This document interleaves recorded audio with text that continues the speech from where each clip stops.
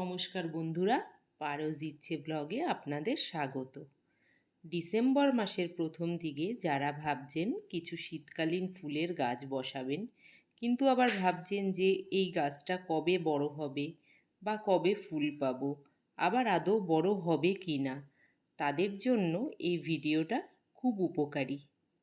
আজকে আপনাদের সঙ্গে শেয়ার করব শীতকালীন ফুলের চারা যদি দেরি করে বসানো হয় তাহলে কি পদ্ধতি প্রয়োগ করলে গাছটা বেড়ে যাবে। তাই প্রথমে টবের মাটিটা চারধার দিয়ে খুঁড়ে নেব। এই প্রসেসটা করার আগের দিন টবের মাটিটা হালকা করে জল দিয়ে ভিজিয়ে দেব, যাতে মাটিটার মধ্যে ময়েশ্চার থাকে। এরপর মাটিটা চারধার থেকে খুঁড়ে নেওয়ার পর ডিএপি 6 ইঞ্চি টবের জন্য 6 থেকে 8 দানা, আর 8 ইঞ্চি টবের জন্য 8 থেকে 10 দানা, আর এর থেকে টব যদি বেশি বড় হয় তার জন্য সামান্য পরিমাণ দানা বাড়িয়ে দেবেন। আমি সমস্ত টবের মধ্যেই ডিএপি দিয়ে দিচ্ছি।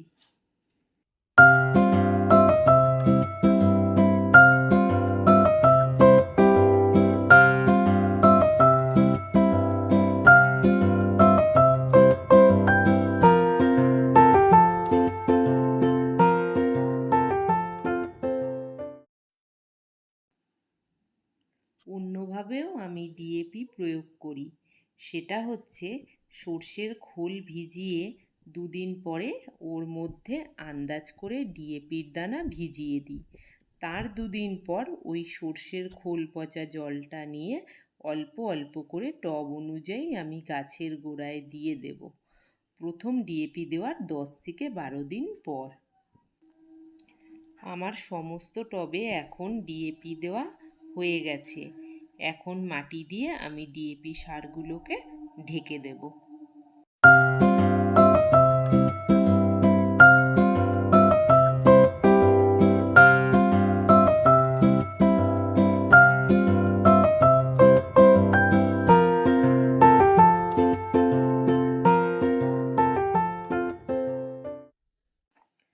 তারপর চারাটা একটু বড় হয়ে গেলে সপ্তাহে একদিন সর্ষের খোল ভেজানো জল একদিন করে দেবেন, আর সপ্তাহে একদিন করে যে কোনো কীটনাশক স্প্রে করে দেবেন বিকেলবেলায়।